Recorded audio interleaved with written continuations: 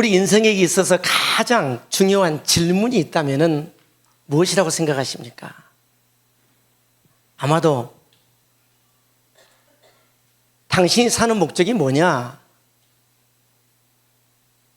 우리 인간은 어디에서 와서 무엇 때문에 살며 내가 어디로 가는지를 알고 살아야 합니다. 여러분, 동물은 내가 왜 사는지에 대한 인생 전제에 대해서 생각지 않습니다. 그들은 그저 배부름으로 만족하는 것이 동물입니다. 그러나 하나님의 형상을 닮은 우리 인간은 내가 어디에서 와서 내가 무엇 때문에 살며 그리고 내 인생은 어디로 가는 존재인가를 우리는 반드시 알아야 합니다. 여러분, 세상 사람들은 오직 이 세상, 이 땅만을 위하여 살아가게 되지요. 그러나 우리는 하나님의 형상을 닮은 그런 존재로 지음을 받았기 때문에 내가 왜 사는지 명확히 그 해답을 알고 살아야 합니다. 그런데 여러분, 이 해답을 얻으려면 나만을 바라보게 되면 해답이 없습니다. 내가 어떤 존재인가를 알려면 나를 창조하신 하나님을 바라보아야 합니다. 러시아 소설가인 안드레이 디토크는 무신론적 공산정권에서 성장을 했습니다. 그는 우울하게 지내던 어느 날 하나님께서 그의 눈을 사로잡아 주셨습니다. 레닌그라드에서 전철을 타고 가는데 너무 삶이 절망스러워서 꼭 자신의 삶이 멈춰버릴 것만 같았습니다. 꼭 자신의 삶이 통째로 사라져버릴 것만 같았습니다. 그때 갑자기 자기 머릿속에 성경 한 구절이 떠오르는 것입니다. 하나님 없이는 삶을 이해할 수 없다. 하나님 없이는 삶을 이해할 수 없다. 이 구절을 계속 반복해서 묵상하며 그는 결국 절망의 사슬에서 벗어날 수가 있었다라고 고백을 했습니다. 여러분, 성경은 모든 만물의 중심이 하나님이시고 모든 것이 하나님께로부터 나왔다라고 말씀합니다. 아멘입니까? 골로새 여러분 1장 16절을 보면 만물이 그에게서 창조되되 하늘과 땅에서 보이는 것들과 보이지 않는 것들과 혹은 왕권들이나 주권들이나 통치자들이나 권세들이나 만물이 다 그로 말미암고 그를 위하여 창조되었고, 로마서 11장 36절에 보면은 이는 만물이 주에게서 나오고 주로 말미암고 주에게로 돌아갑니다. 그에게 영광이 세세에 있을지어다. 사람이 내가 왜 사는 것을 알려면은 누구를 알아야 한다고요? 하나님을 알아야 한다는 것입니다. 여러분, 누가 이 우주 만물을 창조하셨나요? 하나님이 창조하셨습니다. 어떤 사람은 우리 인간이나 어떤 우주 만물이 다 우연히 만들어졌다고 말을 합니다. 성경은 그러한 자들을 가리켜서 어리석은 자라고 표현을 합니다.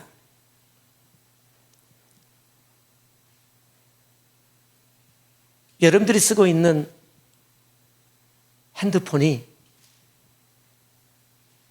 저절로 만들었다는 사람과 아니다, 누군가가 만든 사람이 있다라고 말을 한다면 여러분, 어떤 말이 설득력이 있는 것 같습니까? 여러분, 무엇이든지 정교하게 만들어진 것인 것처럼 만들수록 분명히 그것을 만든 사람이 있다는 거지요. 저는 중학교 때에 과학을 공부하다가, 저는 어렸을 때부터 예수를 믿지 않는 가정에서 태어나 성장했지만 그럼에도 불구하고 저는 어렸을 때부터 홀로 예수를 믿었어요. 근데 중학교 때 과학을 공부하다가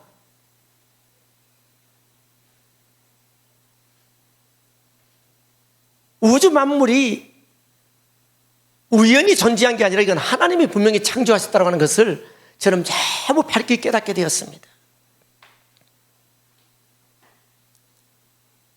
여러분, 우리가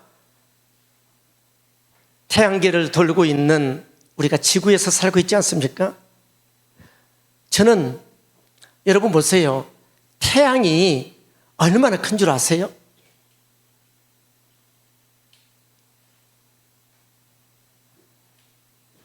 여러분, 지구에 150만 배나 됩니다. 별로 안 놀라는데 여기는.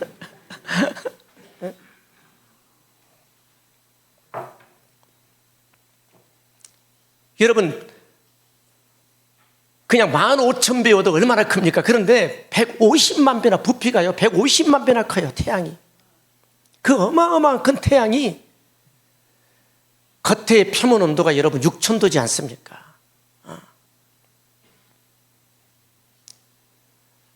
여러분, 내부의 온도는 25,000도입니다.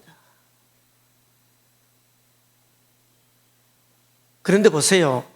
창조 이래부터 지금까지 그 어마어마한 에너지를 발산하고 있는데 그 발산하는 그 에너지가 얼마나 많냐 하면은 태양에서 발산하는 그 에너지를 1분 동안 발산하는 에너지만 한 곳에 모을 수 있다면 여러분, 지구촌에 있는 모든 사람들이 다 1년을 쓰고도 남는답니다.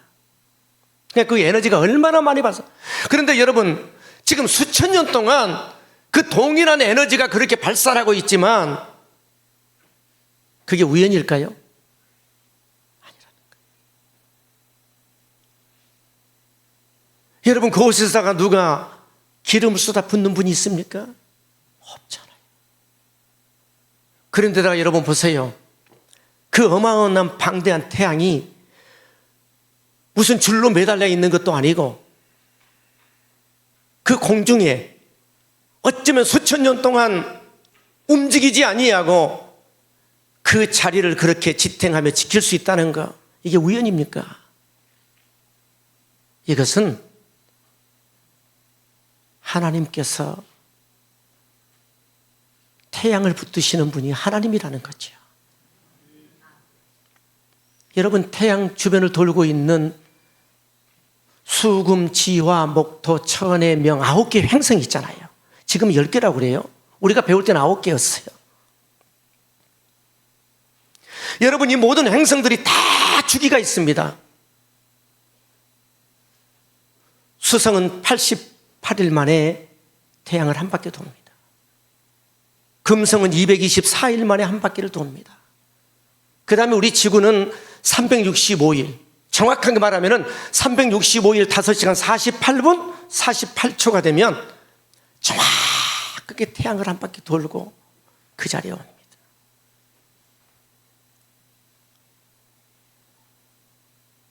여러분, 제가 인천에서 오늘 청주로 왔지만 여러분, 차가 있고 기름이 있고 운전기사가 있고 그럼에도 불구하고 동일한 속도로 왔다가 2번 반복할 수 있을까요? 그러지 않아요. 제가 정확하게 그 속도에 맞추어서 다 갖추어졌어도 동일한 시간대로 왕복할 수 없다니까요. 가는 길이 조금씩 다를 수 있고 속도가 다를 수 있고. 그런데 여러분, 수천 년 동안 이 지구가 태양을 그렇게 돌고 있지만 한 번도 속도가 빨라지거나 늦춰진 적이 없고, 여러분, 그 궤도에서 벗어난 적이 없고,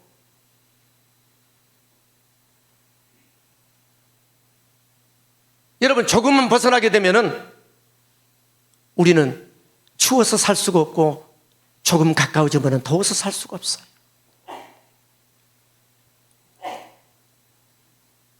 여러분, 이게 우연일까요? 여러분, 지구가 태양을 얼마나 빨리 돈 줄 아세요? 1시간에 10만 7,100km를 날아갑니다. 목사 여기는 웬만해서는 안 놀래네요.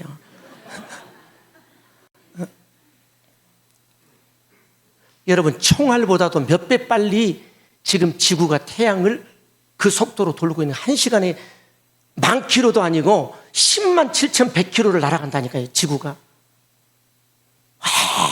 얼마나 빠른 속도로 날아가는데 우리가 느끼지 못하고 있잖아요. 그런데 이게 여러분 한 번도 빨라지거나 줄어지지 아니하고 똑같은, 여러분 공중에 철로도 없고 도로도 없는데 어쩌면 정확하게 지구는 태양의 주위를 그렇게 변함없이 돌 수 있을까? 이게 우연일까요? 아니라는 거예요. 하나님께서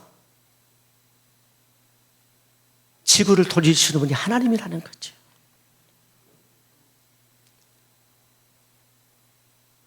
그래서 모든 만물이 하나님께로부터 나왔고 지금 하나님에 의해서 운행되고 있다는 것입니다. 제가 왜 이런 말씀 드리냐면은 우리는 하나님을 믿노라 하면서도 실질적으로 하나님 살아계심을 우리가 피부로 느끼지 못한 채 살고 있어요. 그러나 오늘 여러분, 내가 살고 있는 이 지구에서도 얼마나 하나님의 지금 한순간도 잊지 아니하시고 운행하시고 교통하시고 지금 이 지구를 돌리고 계신 살아계신 하나님을 느끼며 사시라는 거예요. 그래서 그분의 우리가 은혜 안에 살고 있습니다. 은혜 안에. 여러분, 우리 몸 안에 흐르고 있는 여러분 이 핏줄이 일렬로 여러분 이렇게 딱 펼쳐놓으면 얼마나 긴 줄 아세요? 지구를 2바퀴 반을 돕니다. 안 놀래? 한번 생각해 보세요. 지구를 2바퀴 반이나 도는 이 핏줄을 이 작은 몸뚱아리 안에다가 어떻게 깔 수 있습니까? 한번 생각해 보세요. 어떻게 깔 수 있어요? 여러분, 우리 눈에 잘 보이지 아니하는 실이다 할지라도 지구를 2바퀴 반 도는 것을 뭉쳐가지고 우리 몸 안에 깐다고 생각해요. 여러분, 가능할까요?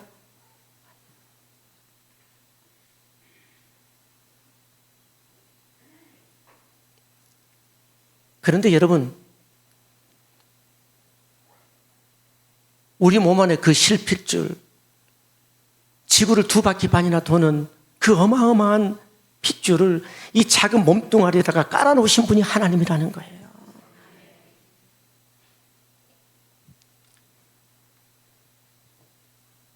그렇기 때문에 우리를 만드신 그분의 뜻대로, 그분의 의도대로 우리가 살아가야 된다는 것입니다.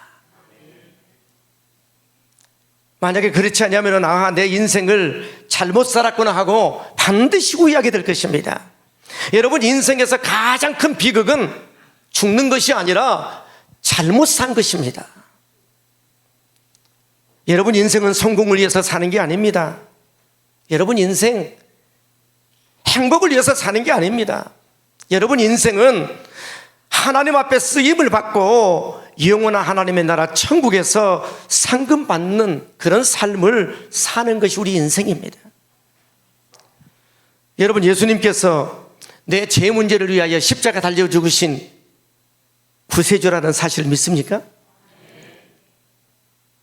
그리고 그분은 하나님의 아들로서 여러분 내 인생의 주인이라는 사실을 믿습니까? 그러면 우리는 하나님의 자녀들입니다. 여러분이 하나님의 자녀로서 우리가 구원받은 사람이라면 여러분 이 세상에서 가장 위대한 축복이 뭘까요? 영광의 하나님의 나라 천국에 갈 수 있는 이 구원받은 하나님의 자녀로서 여러분 이 땅 위에서 가장 놀라운 축복이 뭐냐는 거예요. 그게 성공입니까? 아니요. 출세일까요? 아닙니다. 여러분 부귀영화입니까? 아니에요. 여러분 구원받은 사람 이 땅에서 누리는 최고의 축복은 한번 따라서 합시다. 하나님께 쓰임받는 겁니다. 하나님께 쓰임받는 겁니다. 아멘입니까? 여러분 구원받은 사람이 이 땅에서 살아가는 우리의 삶의 여정에서 가장 위대한 축복이 바로 하나님께 쓰임받는 거예요. 여러분 예를 들어서 내가 세상에서 돈을 억수로 많이 벌었습니다. 그런데 여러분 내가 번 돈이 하나님 앞에 하나님의 나라를 위해 여러분 전혀 쓰임받지 못했다면 그것은 축복이 아닙니다. 왜 그런 줄 아십니까? 그것이 여러분 내가 이 땅에 살아가는 삶의 여정에서 내 삶을 조금 편리함을 줄 수는 있어요. 그러나 우리가 하나님 앞에 갔을 때에는 nothing, 아무것도 아닙니다.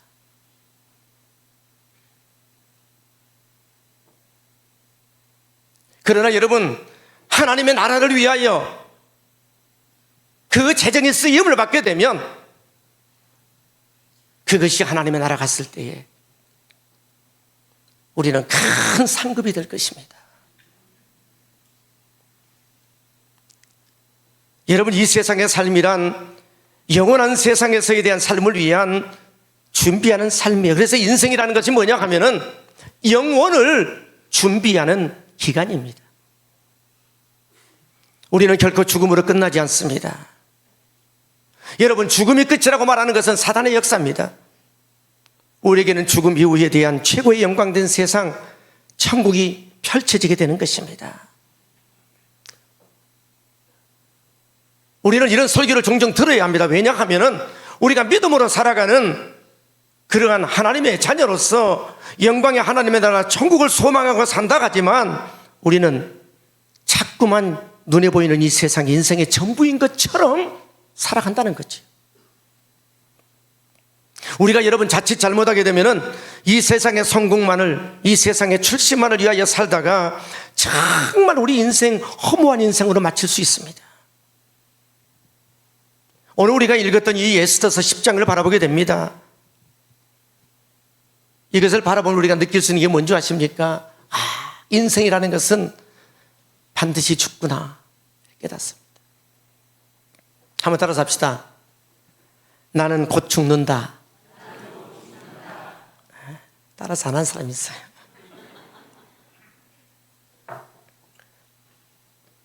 나는 곧 죽는다. 따라서 하지 않아도 죽어요. 여러분, 내가 반드시 죽는다는 것을 알고 살아야 해요. 그래야 이 세상을 내 멋대로, 내 생각대로, 내 뜻대로 살지 아니하고 하나님의 뜻대로, 하나님이 원하시는 대로, 하나님의 기쁨대요, 눈에 보이는 이 세상만을 위한 것이 아닌 영원을 위하여 살게 된다는 것입니다. 내가 안 죽을 줄 알고 살아가다가 어느 날 여러분 죽게 된다면 뭐라고 위한 줄 아십니까? 내가 이렇게 죽을 줄 알았으면 내가 이렇게 사는 게 아니었는데, 정말 내가 이렇게 사는 게 아니었는데, 정말 내 인생을 내가 잘못 살았어. 그러나 그때 여러분 후회한들 아무 소용이 없습니다. 우리는 지금 건강할 때, 지금 내가 살아있을 때 하나님께서 나를 이 땅 위에 보낸 목적대로, 하나님이 원하시는 대로 하나님께 쓰임받는 삶을 살아야 되는 줄 믿습니다. 에스더서 여러분 10장에서는 에스더의 주인공인 에스더가 등장하지 않아요. 그렇다고 여러분 우리가 에스더서를 읽어보게 되면 1장에서도 등장하지 않아요. 10장에서도 1장에서도 등장하지 않습니다. 에스더는 하만의 계략에 나타났다가 무대 뒤로 조용히 사라지는 참 믿음의 영웅입니다. 에스더는 우리가 인생을 어떻게 살아야 하는지를 우리에게 정말 잘 보여주고 떠났습니다. 여러분, 에스더는 한 번밖에 없는 이 땅 위에 삶을 어떻게 살아가야 하는지를 우리에게 명확하게 가르쳐 주었습니다. 정말 최고로 인생을 잘 사는 사람은 정말 하나님 앞에 쓰임을 받다가 영광의 하나님의 나라 천국에 멋지게 입성하는 겁니다. 하나님은 그러면 어떤 사람을 쓰실까요? 하나님을 전심으로 경외하는 자를 하나님은 쓰십니다. 우리가 이 땅에 여러분 살아가면서 삶의 중요한 원칙 가운데 하나가 뭐냐 하면은 하나님을 경외하며 사는 것입니다. 여러분, 하나님을 경외한다는 것은 정말 하나님을 존중히 여기고 하나님을 두려움으로 섬긴다는 겁니다. 왜 우리가 예수 안에서 믿음으로 산다 하면서도 그렇게 하나님의 뜻대로 살지 않을까? 하나님을 경외하는 마음이 없어서 그래요. 여러분, 이 세상 최고의 지식과 최고의 지혜는 하나님을 경외하는 데 있다고 말씀하지 않습니까? 잠언 1장 7절에 보면 여호와를 경외하는 것이 지식의 근본이다. 잠언 9장 10절에서도 여호와를 경외하는 것이 지혜의 근본이요 거룩하신 자를 아는 것이 명철이다. 오늘 본문에 등장한 이 모르드게는 정말 하나님을 경외하는 사람이었습니다. 그는 하만이 나타났을 때에 적당히 그에게 고개를 조아려 절하면 됩니다. 그러나 하나님의 말씀대로 그는 하나님을 경외하기 위해서 결코 사람 앞에 무릎을 꿇거나 절하지 않았다는 것입니다. 그래서 모르드게의 인생이 참 생각지 않게 여러분 꼬이게 되지만, 그러나 이 사건이 모르드게라고 하는 그 인생을 아주 위대하게 만들게 되어지는 계기가 됩니다. 여러분, 여호와를 경외하는 것이 최고의 지식이요 최고의 지혜인 것을 믿으시기 바랍니다. 여러분, 모르드게는 본문 3절에 보면 모르드게는 유대인 중에 크게 존경받았고 그리고 그의 허다한 형제에게 사랑을 받았다라고 했습니다. 여러분, 모르드게가 이렇게 높임을 받게 된 것은 누가 한 겁니까? 하나님이 그를 높여주신 거예요. 여러분, 하나님은 하나님을 존귀 여기는 자를 존귀 여기고요, 하나님을 멸시하는 자를 하나님은 멸시합니다. 여러분, 사무엘상 2장 30절에 보면 그러므로 이스라엘의 하나님 나 여호와가 말하노라, 내가 전에 내 집과 내 조상의 집이 내 앞에 영원히 행하리라 하였으나 이제 나 여호와가 말하노니 결단코 그렇게 하지 아니하리라. 나를 존중히 여기는 자를 내가 존중히 여기고 나를 멸시하는 자를 내가 경멸하리라. 여러분, 이 말씀이 사무엘상 전체 주제입니다. 하나님은 하나님을 경외하는 자를 존중히 여기시고 글을 들어 쓰십니다. 여러분, 역사의 주인은 사람이 아니라 하나님이십니다. 그렇기 때문에 우리가 살아가면서 사람에게 여러분 자꾸 반응하려고 하지 마시고 항상 하나님 앞에 믿음으로 반응하며 사시기 바랍니다. 여러분, 영국 수상 위스턴 처칠은 이런 말을 했습니다. 내 인생의 청중은 단 한 분뿐이다. 그는 오로지 하나님 한 분, 그분만을 자기 인생의 최고의 청중으로 모시고 의식하고 살았다는 것이지요. 이게 뭡니까? 하나님을 전심으로 경외한 것입니다. 여러분, 하나님을 경외하는 자에게는 하나님의 임재가, 하나님의 영광이, 하나님의 은혜가 부어지는 것입니다. 하나님을 경외하는 사람은 절대로 세상과 죄와 타협하지 않습니다. 하나님을 경외하는 사람은 온전한 주일 성수와 그리고 온전한 11조를 온전히 구별할 줄 압니다. 하나님을 정말 경외하는 사람은 하나님께서 그를 아주 귀히 여겨주십니다. 여러분, 이 세상의 성공만을 위해 살지 않기를 바랍니다. 이 세상의 출세만을 위하여 여러분 살지 않기를 바랍니다.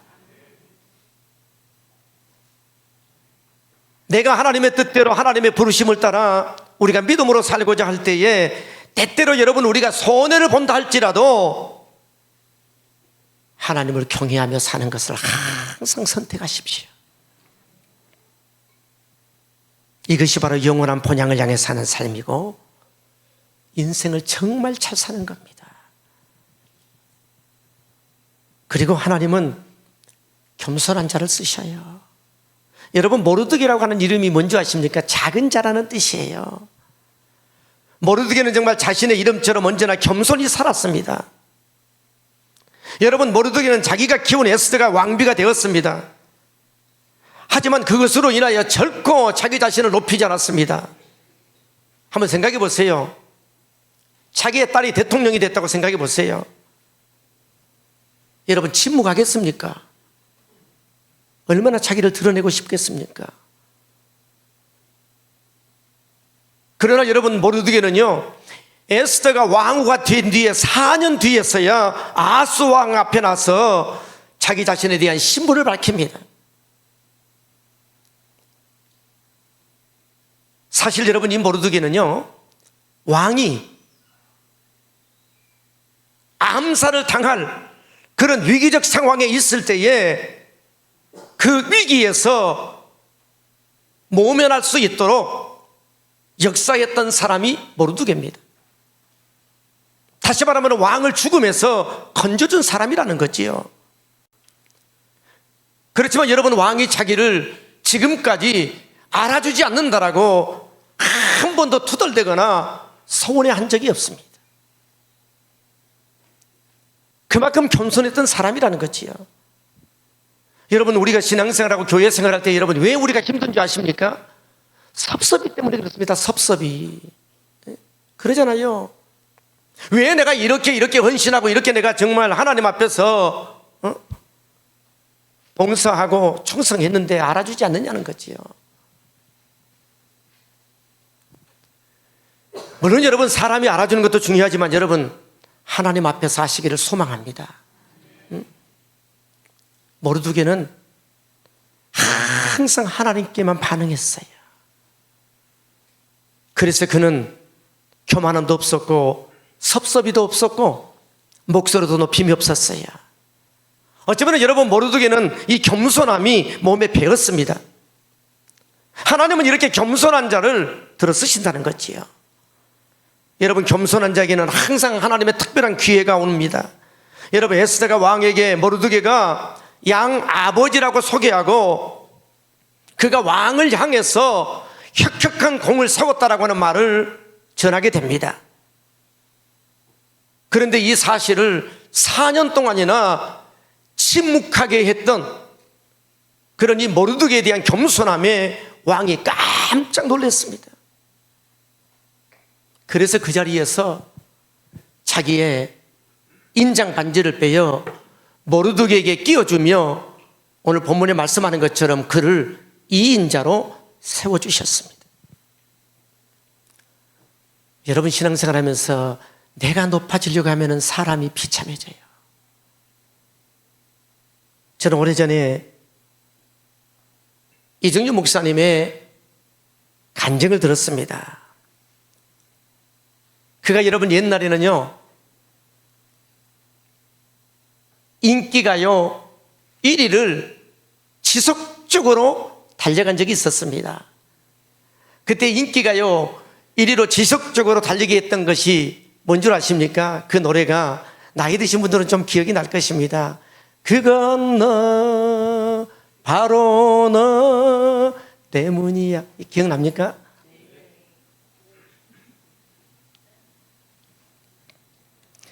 그런데 여러분, 그가 이런 이야기를 했어요. 인기는 사람을 미치게 한다. 인기는 사람을 미치게 한다는 거였어요. 그래서 자기 인기가 추락할까봐 너무 불안한 나머지 대마초에 손을 댄 거예요. 결국 그가 감옥에 갇히게 되었고, 그는 감옥 안에서 예수를 만나게 됩니다. 그리고 그 예수를 만나 그가 목사님이 되셨습니다.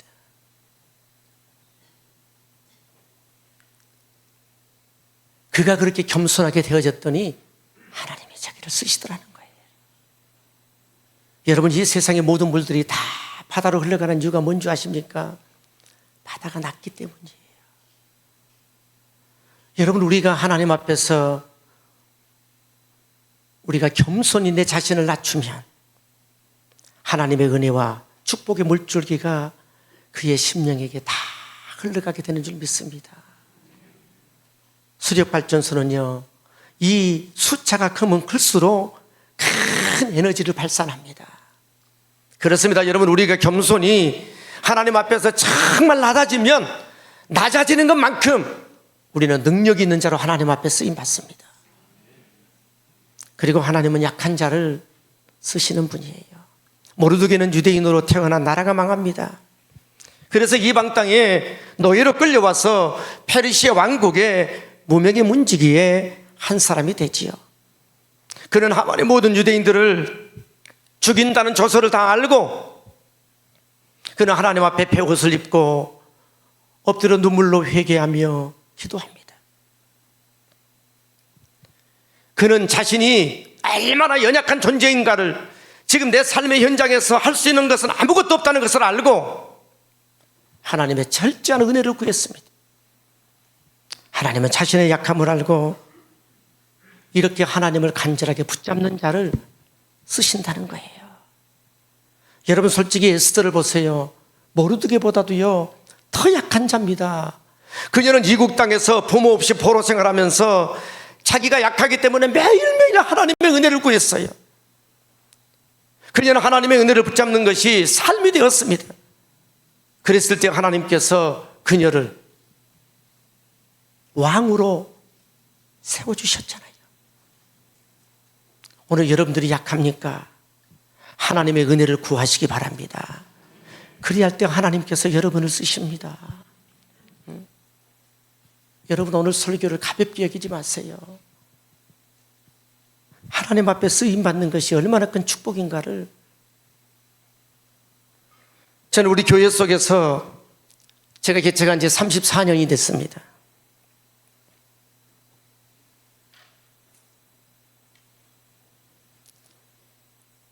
우리는 12월 달이 되면 한 달 동안 여전도회, 남전도회,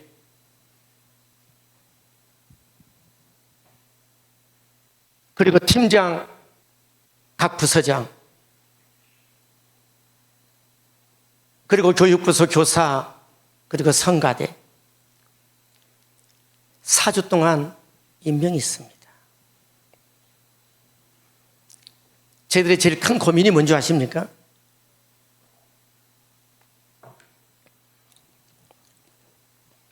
사역이 제대로 일어나지 아니하는 사람들은 뭔가 선별해서 그들은 좀 내려놓게 하고 다른 사람으로 좀 체인지하는 것이 가장 어렵습니다. 왜냐하면 하나님 앞에 쓰임받는 것이 복인 줄을 알기에 모든 성도들이 사역하기 위하여 눈을 부릅뜨고 있습니다.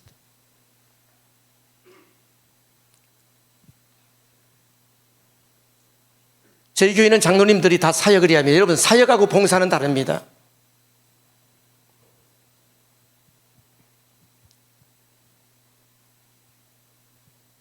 여러분, 사역은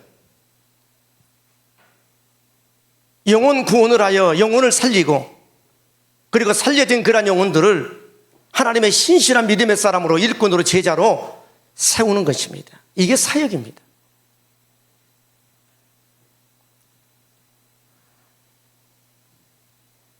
우리는 교회 직분자가 우리는 사역을 안 하면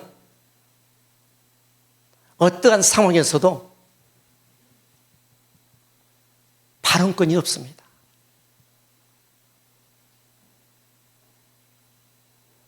그렇기 때문에 여러분, 일을 시키는 것보다도 일을 하셨던 분들을 내려놓게 하는 게 너무 어렵습니다.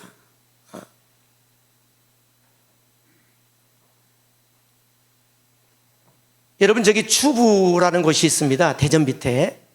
그곳에서 우리 장로님 한 분이 지금 16년째 이렇게 인천까지 오셔서 이렇게 사역을 하시는 분이 있습니다.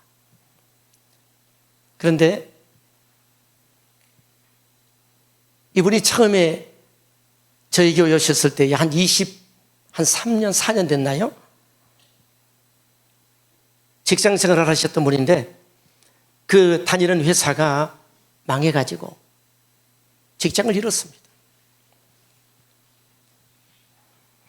우리 교회 어떤 권사님이 치킨집을 하는데 치킨집을 좀 인수해서 좀 해볼까? 그런데 그럼에도 불구하고 와이프 권사님이 나는 당신이 그 위험한 오토바이를 타고 배달하는 게 나는 용납할 수가 없다. 안 된다. 그래서 못했어요. 그런 상황이 있었습니다. 근데 정말 하나님 앞에서 얼마나 믿음으로 열심히 사역에 헌신하는지 그분을 통해서 전도회가 3개가 번성을 했습니다. 여러분, 전도회가 3개를 번성해서 굉장히 번성을 많이 한 겁니다. 목장으로 따지면은 그냥 30개 정도 목장을 만들어냈다는 거죠. 그런데 그렇게 열심히 사역을 하는데 여러분, 하나님이요 축복을 하시는데 얼마나 축복을 하시느냐? 1년에 지금 매출이 100억이 넘습니다. 아무것도 없었다니까요.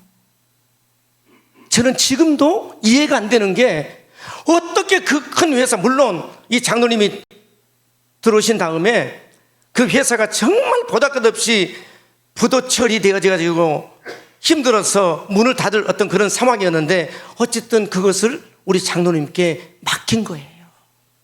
당신이 한번 맡아서 해보라고. 부도나서 다 끝난 회사, 어느 누구도 찾지 않는 회사. 그런데 그 회사에 들어가서 그것을 꾸리는데 하나님이 엄청나게 복을 주셔요. 근데 이분의 슬로건이 뭔지 아십니까? 당신 왜 돈 뭡니까? 딱 답은 하나예요. 하나님의 나라를 위해서 쓰기에 법니다. 하나님의 나라를 위해서 쓰기 위해 법니다. 얼마나 멋집니까?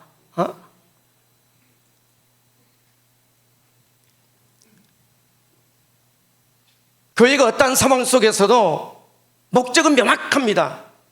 항상 하나님 앞에 쓰임받기 위하여, 물질도 하나님 앞에 쓰임받기 위하여,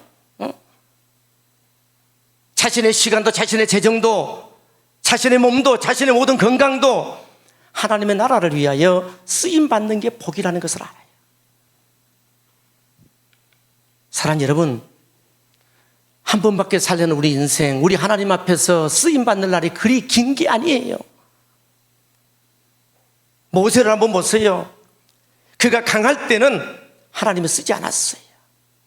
그가 40세 때에 자기가 히브리인이라는 것을 알았잖아요. 그래서 히브리인들을 구원해야 되겠다는 그런 마음 속에서 히브리인을 때리는 그러한 사람을 그냥 때려 죽였잖아요. 그때 여러분, 이 모세는 애굽의 정치, 경제, 문화, 교육 아주 다방면으로 그는 완벽하게 꿰뚫고 있었어요.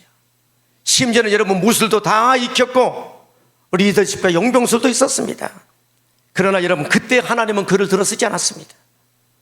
정말 애굽에서 미디안 광야로 도망쳐서 40년을 보내게 되지요. 그런 미디안 광야에서 자신의 꿈도 자신의 비전도 다 모래바람과 함께 날려버렸습니다. 이제는 노인 되어버린 80세 된 모세, 하나님은 그때 그를 불렀습니다. 모세는 하나님의 부르심 앞에서도 하나님, 이제야 저를 봐라 제대로 보셨군요 말하지 않았어요. 하나님, 사람 잘못 보셨어요. 나는 40년 동안 양하고만 말을 하다 보니 내가 말을 다 잃어버렸어요.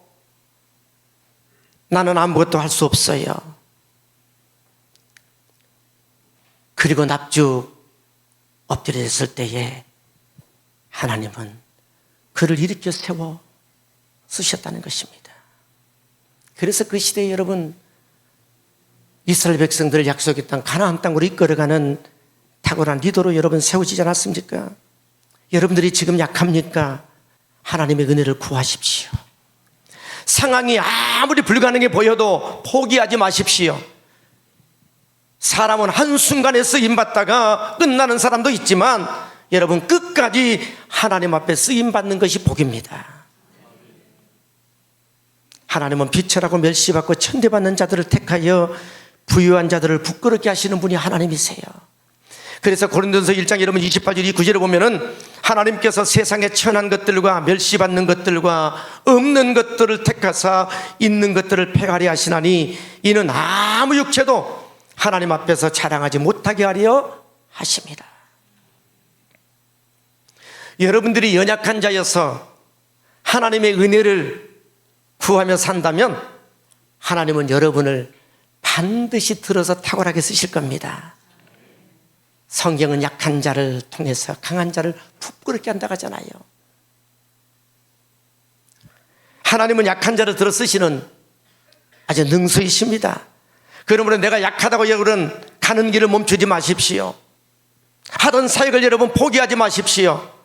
나를 돕는 자가 없다고 낙심하지 마십시오. 내 상황이 어렵다고 해서 낙심하지 마십시오. 어쩌면 그 어려운 상황이 하나님께서 여러분을 쓰시고자 하시는 타이밍일 수 있습니다.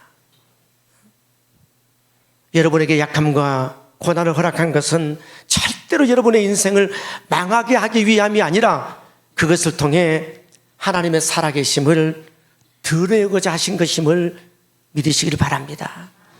그러므로 약함이고 강함이며 약할 그때가 곧 하나님께 쓰임받을 초로의 기회인 것을 아시고 하나님의 은혜를 구하시기 바랍니다. 그리고 하나님은 끝으로 드리는 자를 쓰시는 것입니다.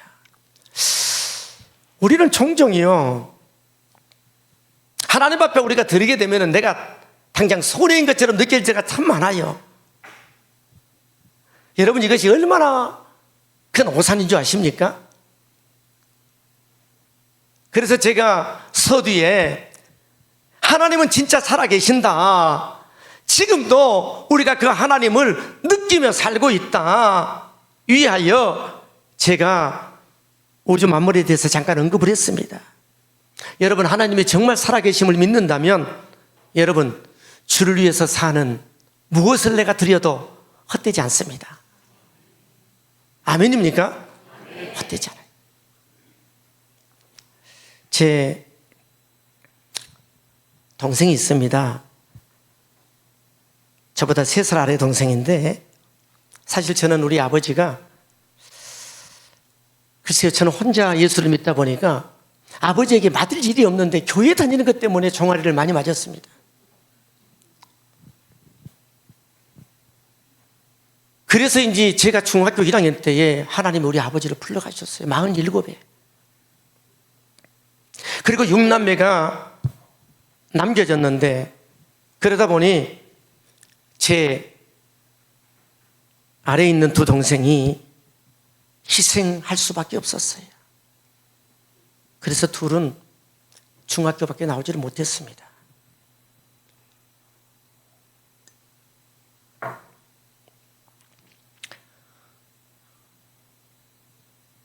그런데 제가 개척할 무렵 제 동생이 3개월 뒤에 공장을 세운다는 거예요. 가진 것이 없다 보니 비닐하고 스쳐가지고 가금물로 해서 선반 기계 몇 개 넣고 공장을 시작한 거죠. 한 번은 연락이 왔어요. 울면서, 형아, 구청에서 가금물이라고 지붕을 다 뜯어가 버렸다. 가서 보니까 그걸 싹 해가지고 포크레인으로 집게가 있잖아요. 그걸로 다 구겨버렸더라고.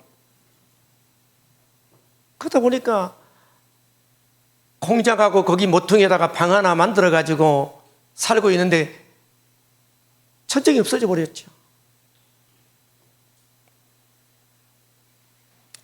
중고시장에 가서 볼때를 사다가 또 치웠어요. 한 달쯤 지났을까요? 또 연락이 왔어요. 형아, 이번에도 또 구청에서 와서 제가 봉고차 몰고 열심히 갔어요. 그래서 제가 야, 3세판이다. 그러면서 제가 봉고차 안에 제 동생과 재수 씨를 태우고 거기에서 이야기를 했습니다. 아마 성도님들께 이렇게 이야기하면 시험거리가 될 수 있지만 저는 동생이라 그래서 제가 그랬습니다.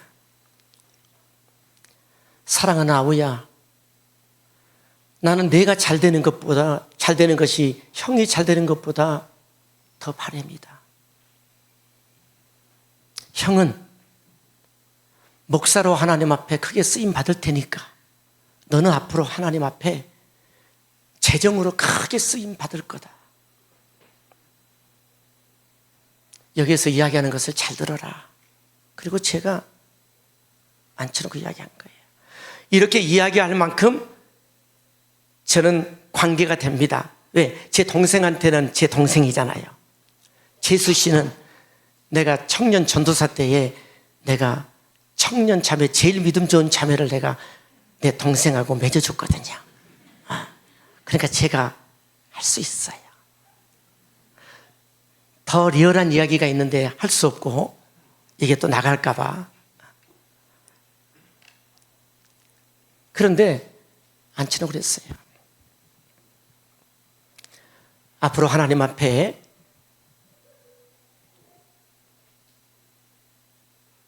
월별로 물질을 드리지 말고 주별로 드려라. 그리고 11조로 온전하게 구별하고 또 11조는 어려운 이웃을 위해서 써라.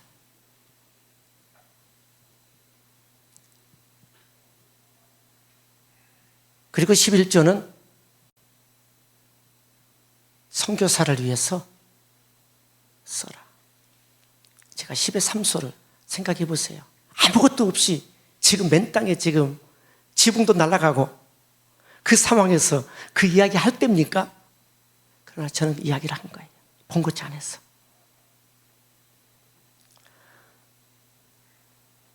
둘 다 그렇게 하겠습니다. 그래서 제가 울면서 기도했어요. 그리고 그 길로 또 사러 갔어요. 그리고 또 지었습니다. 그때 그 믿음이 지금까지 변치 아니하고 하나님 앞에서 섬기고 있습니다. 우리 교회에서 11조를 제일 많이 하는 가정이 됐습니다. 포천에 가면 유지라는 소리를 듣습니다. 여러분 생각해 보세요. 아무것도 없는 그런 상황 속에서 하나님의 나라를 위하여 가장 먼저 물질로 쓰임 받았으면 좋겠다. 너는 재정으로 하나님의 나라를 위하여 크게 쓰임 받았으면 좋겠다. 그 결단이 하나님 얼마나 기뻐하셨는지. 지금까지 한 번도 이렇게 했으면 좋겠다 해서 노한 적이 없습니다. 한 번은 저희 딸아이가 결혼을 하는데 제가 고향이 해남입니다. 해남에 있는 교회 목사님이 한 인천까지 오셨어요. 토요일인데 어떻게 알고 왔습니까? 연락 안 했는데. 그래도 알지요. 그래서 제가 50만 원 봉투 담아서 여비하면서 빨리 내려가라고. 내일 주일인데 지금 뭐 하시는 거냐 목사님이. 안 받는 거예요. 받으셔요. 목사님 이건 안 받고 제가 부탁 하나 할게요. 이거 받아도 내가 부탁드려 줄 테니까 받으시라고. 뭐예요 부탁이? 교회 지어주세요. 부탁이 너무 커요. 내가 받아도 들어준다고 했잖아요. 알았어요. 얼른 내려가세요. 그리고 이제 시골에 땅이 있으니까 60평, 60평 짓는 데에 얼마쯤 드느냐, 그리고 건축하시는 우리 안수 집사님에게 물었더니 대략적으로 그냥 원가로 하면은 1억 한 5천이면 지을 것 같습니다. 그래요. 그래서 그래요? 그래, 그러면 짓자. 그 대신 당신이 원가로 하면 진다고 했으니까 그럼 당신이 내려가서 그 대신 내가 한 달에 500만 원씩 당신 봉급 줄 테니까 원가로 가서 지어라. 그래서 이제 그러겠습니다. 그래서 이제 내려보냈어요. 짓다 보니까 1억 5천으로 못 짓는 거예요. 당회에서는 그렇게 하고 통과했는데,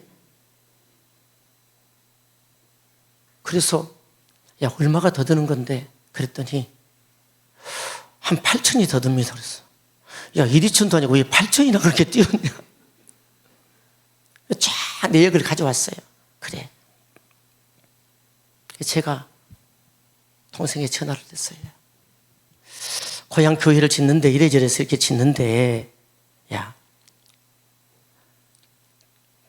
교회 당회에서 1억 5천이면 짓는다고 했는데, 야, 8천이 더던데. 알았어요, 형. 그러면 계좌번호 보내주세요. 보냈어요. 그때 8천을 내가 분명히 했는데 1억을 보냈어요. 그래서 야, 1억이 왔다. 형, 내가 지난번에 거기 갔더니 목사님 사택이 좀 약간 헐었더라. 거기 리모델링 좀 하면 좋겠더라. 그래서 그 2천만 원을 가지고는 그 사택 그 리모델링 좀 해드리라고 그러세요. 그래요? 그래. 여러분, 별거 아니지만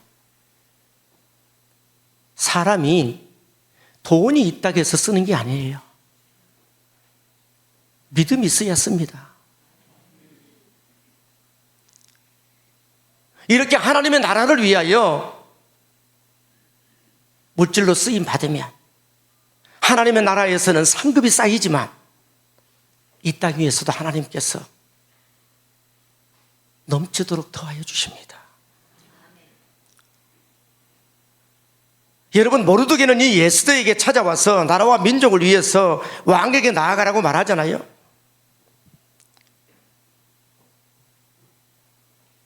정말 이 모르드게가 하나님께 자신의 인생 전체를 드렸을 때에 그의 삶이 가장 부유한 삶으로, 가장 유명한 삶으로, 어쩌면 가장 성공적인 삶으로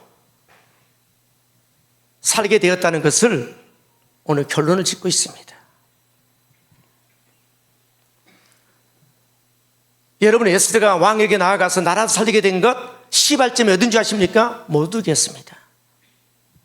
모르드게는 에스더에게 내가 드리는 인생을 살라 말씀하는 거죠. 그때 에스더의 답은 긍정적이지 않았습니다. 왜냐하면은 왕이 나를 부르지 않는 지가 지금 30일이 됐습니다. 만약에 내가 그의 허락이 없이 왕 앞에 나아갔다가는 내가 죽임을 당할 수도 있습니다. 그래서 내가 못 갑니다라고 말합니다. 그때 여러분이 모르드게가 아주 유명한 말을 합니다. 에스더 4장 여러분 14절을 보면은 이때에 내가 만일 잠잠하여 말이 없으면 유다인은 다른 데로 말미암아 노임과 구원을 얻으려니와 너와 내 아버지의 집은 멸망하리라. 내가 왕후의 자리를 얻은 것이 이때를 위함이 아닌지 누가 알겠느냐? 여러분, 이 말을 모르드게가 에스더에게 한 것은 너 자신의 행복만을 위하여 살지 말고 인생은 자기 자신의 행복만을 위하여 살도록 주어진 게 아니다. 하나님 앞에 쓰임받는 삶을 위하여 내가 이 자리에, 왕후의 자리에 부름받았다는 것을 잊지 말라는 것입니다. 여러분들이 쓰임받는 기회를 놓쳐버리면 그 기회는 결코 기다려주지 않습니다. 반드시 그 쓰임받음에 대한 촛대가 다른 사람에게 옮겨진다는 것을 아셔야 합니다. 그래서 에스더상 여러분 14절을 다시 보세요. 이때에 내가 만일 잠잠하여 이 말이 없으면 유다인은 너 말고도 다른 데로 인하여 노임과 구원을 얻으려지만 너와 내 아버지의 집은 망한다는 거예요. 다시 말하면 내가 이 사명 감당하지 아니하면은 하나님은 다른 사람들을 통해서도 얼마든지 이 유다인들을 구원하시겠지만 너는 폐위될 거라는 거지요. 여러분, 그렇습니다. 우리가 하나님 앞에서 쓰임 받을 수 있는 여러분, 그 기회를 놓쳐버리면 그냥 그 기회를 놓쳐버린 것으로 끝나는 게 아닙니다. 오늘 말씀하잖아요. 다른 사람을 통하여 노임과 구원을 얻으겠지만 너와 내 아버지의 집은 멸망하리라. 그러면서 여러분, 내가 사명 감당하라는 거지요. 쓰임받는 삶을 살라고 말씀하는 것입니다. 사랑하는 여러분, 하나님은 여전히 자기 자신을 드리는 자를 쓰십니다. 오늘 여러분의 주어진 시간과 재물과 여러분의 재능과 달란트, 여러분의 모든 젊음과 건강을 하나님의 나라를 위하여 드릴 수 있게 되기를 소망합니다. 우리가 달란트 비율을 잘 알잖아요. 한 달란트, 두 달란트, 다섯 달란트를 맡겨놓고 주인이 먼 타국에 갔다가 돌아와서 다 세물합니다. 다섯 달란트 받은 자도 다섯 달란트의 이익을 남겼고, 두 달란트 받은 사람도 두 달란트의 이익을 남겼습니다. 그러나 한 달란트 가진 자는 그것을 땅에 묻어두었다는 것입니다. 그때에 그 한 달란트 받은 자의 것을 빼앗아 다섯 달란트 남긴 자에게 주었습니다. 그리고 악하고 게으른 종이라고 책망을 받습니다. 하나님께서 여러분에게 주신 시간과 건강과 물질과 재능 등을 이 세상만을 위하여 쓰고 있는 것이 한 달란트를 가진 자의 모습입니다. 여기서 주인이 하나님 아닙니까? 하나님을 위하여 내어놓을 게 하나도 없는 사람은 그저 이 땅만을 위하여 자신의 은사, 재능, 시간, 건강, 물질을 다 사용한 사람입니다. 그 사람은 여러분 가지고 있는 것까지도 빼앗아서 하나님께 드리는 자에게 더하여 주신다는 것을 깨닫기를 원합니다. 그렇기 때문에 여러분들에게 맡겨주신 것들을 하나님의 나라를 위하여, 교회를 위하여 아낌없이 내어놓을 수 있는, 그래서 하나님 앞에 쓰임받는 자가 되기를 주의 이름으로 축원합니다. 여러분, 부잣집에 가서 보면은요, 식사하는 거 보면은 이 사람이 진짜 부자인지 아닌지 몰라요. 검소하게 먹으니까. 근데 그 사람이 부자라는 것을 어떻게 알 수 있어요? 주식을 많이 사놨다던가, 부동산이 많이 있다던가, 아니면은 은행에 돈이 많을 저축해놨다던가. 그러면 그 사람 부자잖아요. 우리가 여러분 이 세상에 살아갈 때에 우리가 부자인지 잘 몰라요. 그러나 여러분, 하나님의 나라 가면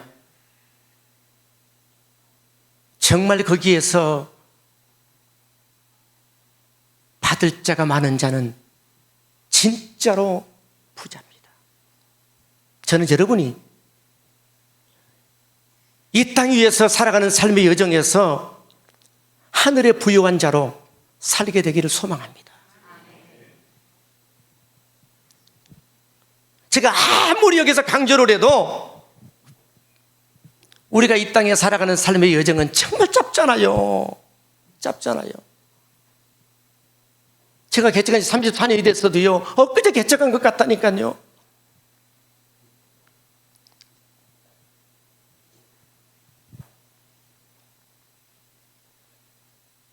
우리 올로 목사님 오늘 말씀 들어보니까 너무너무 소중한 친구들이 7 있었는데 벌써 4시 갔대요.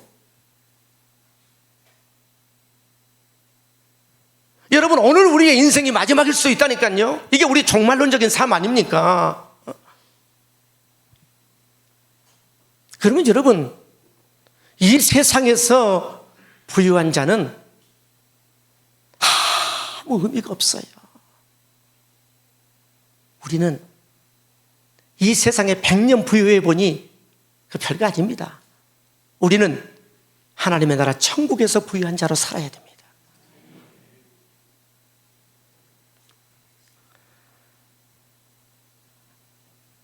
천국에 안 가봐서 별로 감동이 없어요, 진짜.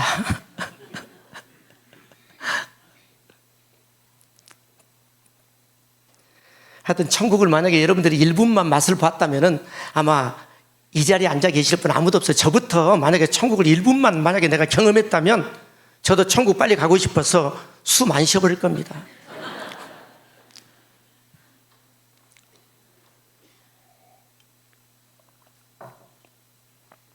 여러분, 오병이의 도시락을 우리가 잘 알잖아요. 만약에 그것을 나 홀로 나만을 위해서 만약에 먹었다면 자기 혼자 배부름으로 끝났을 겁니다. 그러나 여러분, 이것이 주님의 손에 들여졌을 때에 5,000명을 먹이고도 12광주리가 남았다는 것은 하나님 앞에 드림이 얼마나 놀라운 축복을 가져오는가를 보여주잖아요. 여러분, 마가의 어머니는 500여 명을 먹이고 채우고 했습니다. 물론 10일 뒤에 120명이 남았지만은 그렇게 드리고 섬겼을 때에 마가가 성경을 쓰게 되는 축복을 받았잖아요. 여러분, 드릴 때에 놀라운 기적이 일어난다니까요. 여러분, 영원한 천국의 상급을 쌓는 것이 이 세상의 삶의 전부라는 것을 잊지 마시기 바랍니다. 우리는 절대로 이 땅 위에 80, 90, 100년을 위한 인생으로 살아가도록 여러분 지음받지 않았습니다. 우리는 영원한 천국에 살도록 우리가 부름받은 존재임을 잊지 마시기 바랍니다. 여러분, 천국을 요우로 받고 상급은 면류관으로 받는 자가 여러분 가장 행복한 사람 아닙니까? 그러므로 여러분, 제발 이 세상만을 위하여 살지 마시고 좀 영원을 위하여 사는 자 되기를 주의 이름으로 축원합니다. 우리는 자주 영혼의 눈으로 내 삶을 자주자주 볼 수 있어야 합니다. 여러분, CCC를 창시했던 우리 목사님 참 CCC 활동 그렇게 많이 하셔서 제가 정말 보이지 않게 멀리서, 저는 워낙 촌뜨기라 감히 목사님 가까이 오지 못했어요. 그래서 멀리서 항상 존경했죠. 그런데 여러분, 그 CCC를 창시했던 여러분 빌브레트 박사는요, 전도책자 사역리를 만들어서 1억 5천 명을 주님께로 돌아오게 했잖아요. 근데 어떤 사람이 물었어요. 목사님은 왜 하나님이 그렇게 쓰시고 그토록 많은 축복을 부어주셨습니까? 그때 그는 이렇게 말씀하셨습니다. 나는 젊은 날 하나님과 나는 계약을 맺었습니다.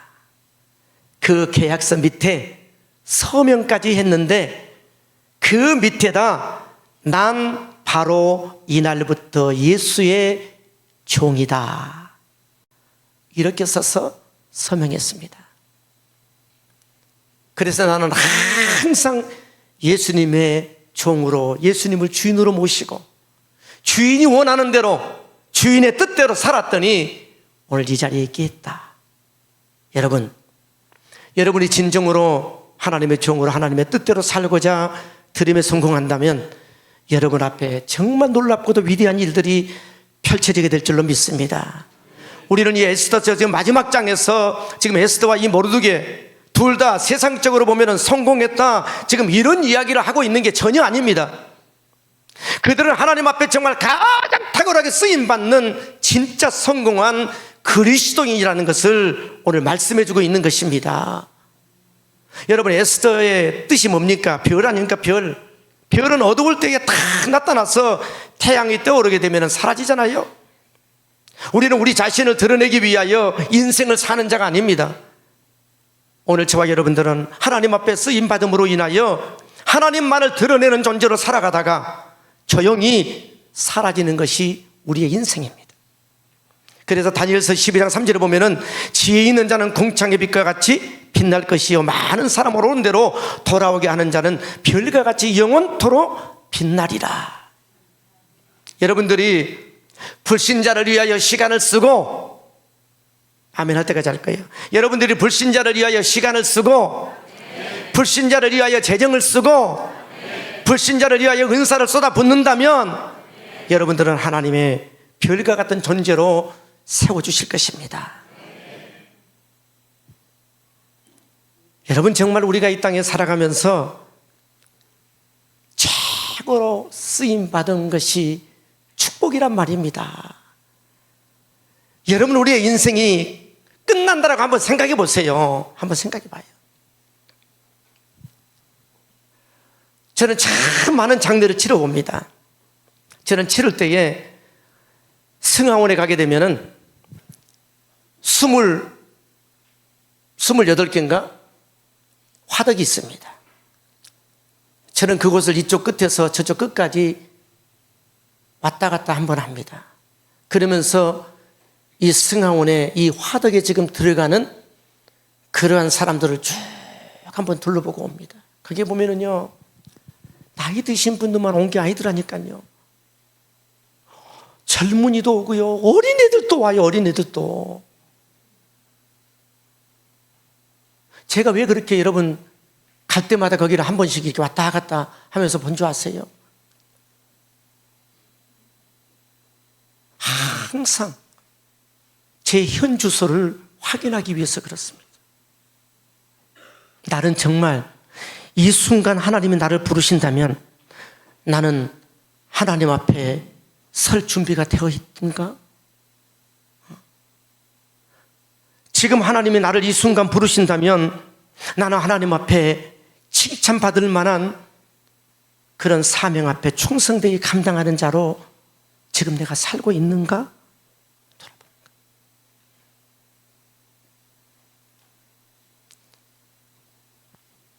여러분, 지금까지 하나님의 나라 천국에 얼마나 싸우셨습니까?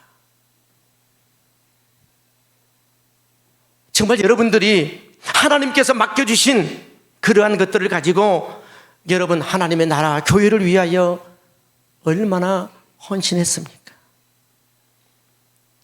우리가 여러분 영혼의 눈으로 이 세상을 바라보면 우리 여유가 있고 우리가 하나님의 나라를 위해서 바치고 드리는 것이 얼마나 행복한 것인가를 알게 될 것입니다.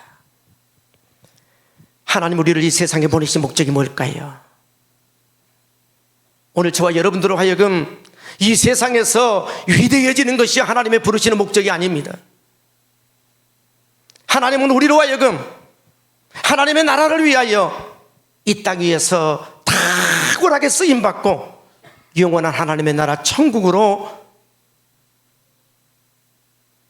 가는 인생 살아가기를 원하시는 것입니다. 한번 따라서 합시다. 인생은 영원을 준비하는 시간이다. 인생은 영원을 준비하는 기간이다. 여러분에게는 하나님이 주신 엄청난 잠재력이 있습니다. 여러분의 은사와 능력과 시간을 영원을 위해 쓰임을 받게 되기를 주의 이름으로 축원합니다. 하나님은 여러분을 이 땅 위에 보내셔서 정말 여러분을 탁월하게 쓰기를 원하십니다. 정말 여러분이 지금 살아있다는 것, 어쩌면 하나님께서 쓰시고자 하시는 놀라운 기회입니다. 여러분이 기회가 항상 있다고 생각하지 마십시오. 어느 한순간 이 기회는 끝난 날이 있습니다. 여러분이 에스더와 모르드게처럼 가장 탁월하게 쓰임받는 삶이 바로 여러분의 삶이 되기를 주의 이름으로 축원합니다. 성도 여러분, 이 땅에서의 위대한 사람, 이 땅에서의 성공한 사람이 아니라 저는 여러분 모두가 천국에서 유명한 사람이 되기를 주의 이름으로 축원합니다. 우리는 천국에서 성공한 사람이 돼야 돼요. 천국에서 인정받는 사람이 돼야 돼요. 여러분, 바울을 보세요. 인간적 눈으로 바라볼 때에 그에게 성공이 어디 있고 행복이 어디 있습니까? 여러분, 예수 때문에, 복음 때문에 얼마나 많은 핍박을 받고 환난을 당하고 고통을 당하고 수도 없이 감옥에 들락거렸고 얼마나 많은 매를 맞았습니까? 그런데 왜 성경은 그가 이렇게 고통당하고 핍박을 당하고 환난을 당했던 모든 것들을 다 낱낱이 기록을 하도록 했을까요? 히브리서 11장 믿음의 영웅들을 소개하는데 그들은 바로 복음 때문에 목배임을 당하고 사자의 밥이 되고 동굴 속에 숨어 살기도 하고 어쩌면 세상 눈으로 바라보게 되면 결코 인생 성공이라 출세는 없습니다. 그런데 왜 성경은 그 모든 것들을 다 기록해 놓았냐는 거예요. 그것은 절대로 이 세상이 우리 인생의 전부가 아니라는 거예요. 인생은 이 세상에서에 대한 성공이 아니라 이 세상에서의 행복이 아니라 영원한 땅을 향하여 살아가야 하는 것이 우리 인생임을 보여주는 겁니다. 제발 영혼을 준비하며 사십시오. 여러분은 진정한 성공, 진정한 승리가 천국에서 주어지는 복된 역사가 있게 되기를 주님으로 축원합니다. 지금도 하나님은 여러분을 향해 말씀합니다. 내가 너를 쓰기를 원한다. 너의 재정을, 너의 달란트를, 너의 젊음을, 너의 시간을, 너의 재정을 내가 쓰기를 원한다. 여러분, 하나님의 부르심 앞에 어떻게 반응하시렵니까? 기도합시다.